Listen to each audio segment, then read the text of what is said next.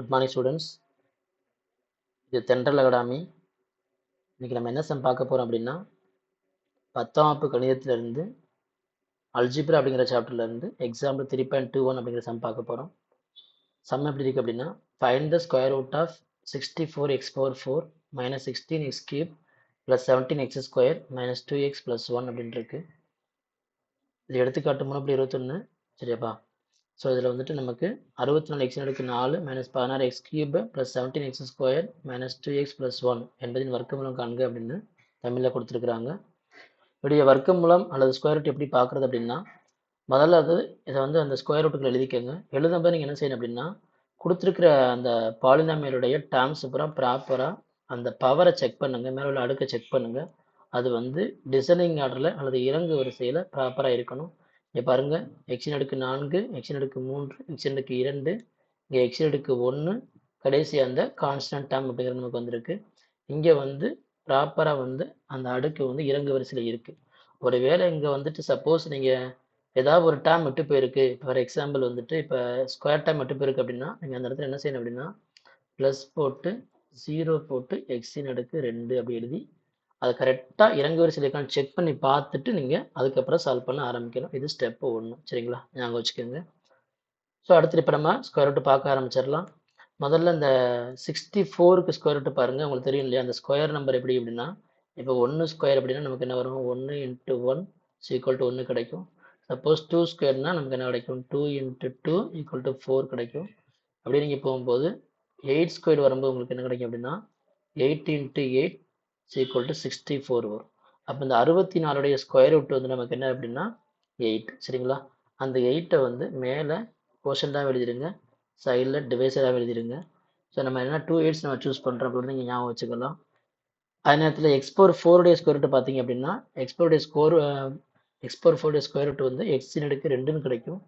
நீங்கள் 4உடைய square route நீங்கள் 2 கூட ஞாபகம் வச்சுக்கலாம். அப்போ எக்ஸின் அடுக்கு 2 இங்கேயே எழுதிடுங்க, எக்ஸின் அடுக்கு 2 இங்கேயும் எழுதிடுங்க.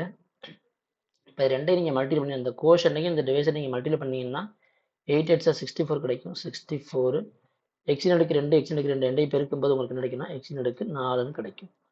சரிங்களா?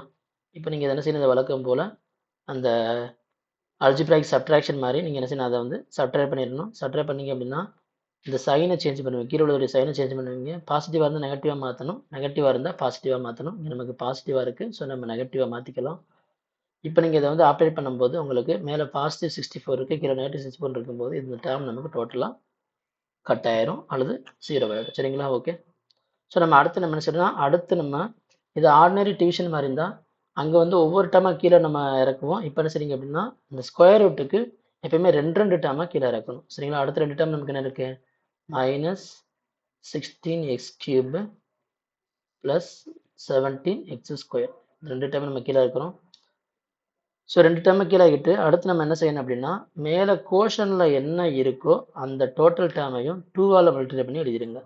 மேலே ஒரு டேர்மை 2ஆல் மல்டிப்ளை பண்ணிங்கன்னா 8 × 2 நமக்கு என்ன கிடைக்கும், 16 கிடைக்கும்.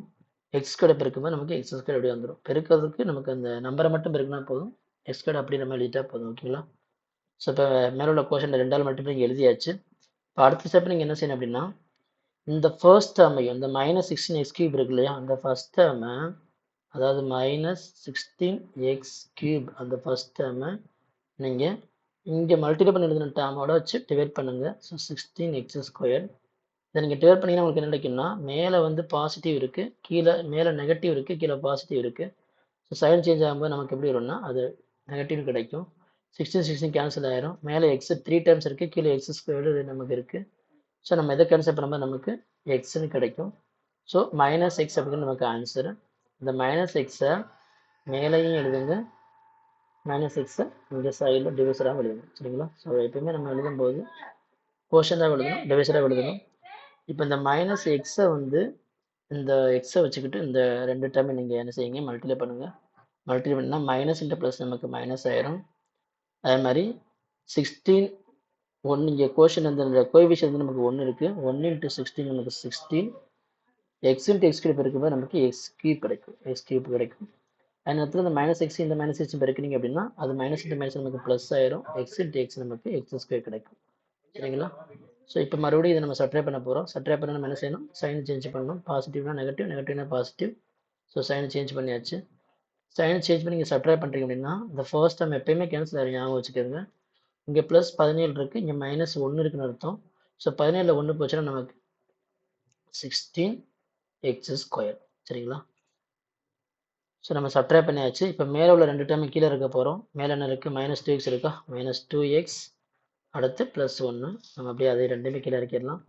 ரெண்டையும் கீழே இறக்கிட்டு நீங்கள் மறுபடியும் என்ன செய்யணும்னா மேலே கோஷனில் என்ன இருக்கோ அதை 2ஆல் பெருக்கி சைடில் எழுதிடுங்க. சைடில் எழுதுறீங்க அப்படின்னா நான் பாருங்கள், மேலே 8x² இருக்கா, 2ஆல் மல்டிப்ளை பண்ணிங்கன்னா உங்களுக்கு கிடைக்கும் 16x² கிடைக்கும். -6 2 பெருக்கும்போது நமக்கு -2x கிடைக்கும். பெருக்கி எழுதியாச்சு. பெருக்கி எழுதி என்ன சொல்லிங்கன்னா மறுபடியும் இந்த டேர்ம், இந்த உள்ள நம்ம டேர்ம் இருக்கு இல்லையா, இந்த டேர்மை 16x² இங்கே அந்த மல்டிபிள் அந்த ஃபர்ஸ்ட் டேர்மை வச்சு டிவைட் பண்ணுங்கள். டிவைட் பண்ணி கிடைக்கும்னா சேம் டேர்ம் தான் நமக்கு கிடச்சிருக்கு. அப்போ 16x² / 16x² பார்க்கும்போது நமக்கு 1 கிடைக்கும். இந்த +1 மேலே எழுதிடுங்க, கீழே எழுதி லெஃப்டில் டிவைஸராக எழுதிடுங்க. ஸோ இந்த 1 வச்சு பெருக்கும்போது, அதாவது இப்போ நம்ம புதுசில் 1 வச்சு பெருக்கும்போது இப்போ டோட்டல் டைம் 1 வச்சு இதை பெருக்கும்போது நம்ம எல்லா டைமும் ஒரே மாதிரி தான் கிடைக்கும். ஸோ நம்ம என்ன செய்யலாம், அப்படியே எழுதிடலாம். ஸோ 16x² - 2x + 1 1 வச்சு பெருக்கும்போது அதே டேட்டா தான் நமக்கு கிடைக்கும். ஸோ அப்படியே நம்ம எழுதிடலாம். இப்போ வழக்கமாக நம்ம சப்ட்ரை பண்ணுறதுனா என்ன செய்வீங்க, சைனை சேஞ்ச் பண்ணுவீங்க இல்லையா. ஸோ இது பாசிட்டிவில் இருக்குது நெகட்டிவ், இது நெகட்டிவில் இருக்குது பாசிட்டிவ். ஸோ இங்கே +1 இருக்குது, நம்ம மைனஸை மாற்றிக்கலாம். இப்போ மேலே எங்கேயும் ஒரே மாதிரி டேர்ம்ஸ் இருக்கான்னு பாருங்கள். +16 இங்கே -16 0 ஆகிடும். மேலே -2 இங்கே +2 0 ஆகிடும். மேலே +1 கீழே -1 0 ஆகிடும். ஸோ நமக்கு ஓவரால் நமக்கு என்ன கிடச்சிடும், 0 கிடச்சிரும். ஸோ 0 கிடச்சிச்சு அப்படின்னா நமக்கு மேலே கோஷன் என்ன எழுதியிருக்குமோ அதுதான் நமக்கு ஸ்கொயர் ரூட்டாக இருக்கும். ஸோ நம்ம இந்த சம் ஆல்மோஸ்ட் நமக்கு முடிய போகுது. இப்போ நம்ம என்ன செய்யணும்னா கொடுத்துருக்க டேட்டா அப்படி எழுதிடுங்க. அதாவது 64x⁴ - 16x⁴ + 17x² - 2x + 1 இந்த ஸ்கொயர் ரூட்டுக்குள்ள எழுதி ஈக்குவல் டு போட்டு மேலே கோஷன் உங்களுக்கு என்ன கிடச்சிருக்கோ அதை நம்ம எழுத போகிறோம். ஸோ 8x² - x + 1 எப்பயுமே வந்து ஸ்கொயர் ரூட்டுக்குள்ள அடிக்கும்போது பர்டிகுலராக பாலினாமியலுக்கு நம்ம அந்த கிடைக்கக்கூடிய ஆன்சரை நம்ம இந்த மாடுலஸ்குள்ளே போடணும். மாடுலஸ் அல்லது அப்சல்யூட் வேல்யூ சொல்லிக்கலாம். அந்த சிம்பிளை மாடுலஸில் போடணும். என்னென்னா இந்த ஆன்சர் வந்து நமக்கு போத் பாசிட்டிவ் நெகட்டிவ் ரெண்டுக்குமே அது சூட்டபுளாக இருக்கும். அதனால் நம்ம செஞ்சுருப்பாங்க, அதை மாடுலஸில் போடுவாங்க. ஸோ இதுதான் உங்களுக்கு தேவையான அந்த ஸ்கொயர் ரூட் வேல்யூ. இது ஒரு இம்பார்ட்டன்ட் செம்மு, பப்ளிக்கில் எதிர்பார்க்கக்கூடிய செம்மு. தெளிவாக பார்த்துக்கோங்க. சப்போஸ் உங்களுக்கு ஏதாவது டவுட்டு, வேறு ஏதாவது கொஸ்டின் சந்தேகம் இருந்தாலும் எனக்கு கமெண்ட் பாக்ஸில் கமெண்ட் பண்ணுங்கள். Thank you to everyone.